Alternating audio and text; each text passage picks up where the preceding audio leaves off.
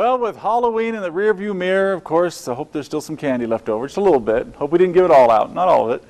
We've got to talk about November. November has some interesting numbers, and from the start to the end, you can see the transition between our normal afternoon highs that go from the 80s, which is considered normal, even though we're going to see some 90s coming up here, down to the 70s. So definitely a cooler month. I mean, we can figure that one out on our own, but in December and January get much colder than that. But some interesting numbers, on average about a half an inch of precip.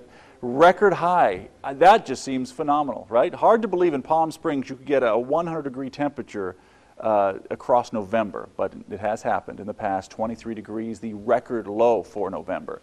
Still, upper Midwest looks better today than it has. At least we're not talking about a lot of strong wind there, but we are talking about leftover remnants still right there throughout the Northeast, not quite into Canada yet of Sandy. This front washes out and just kind of stalls out, kind of loses its steam for us, but that's not going to keep the clouds out. We'll throw some of those in, maybe some breezes, but effectively we're not really considering it much of a front, really. I mean, not too much with it, but enough to weaken high pressure, keep our temperatures down for the next 24, 48, and then we're going to bring them back up again. Wait to see the numbers for next week. Out to the Salton Sea, they're looking mild for tomorrow.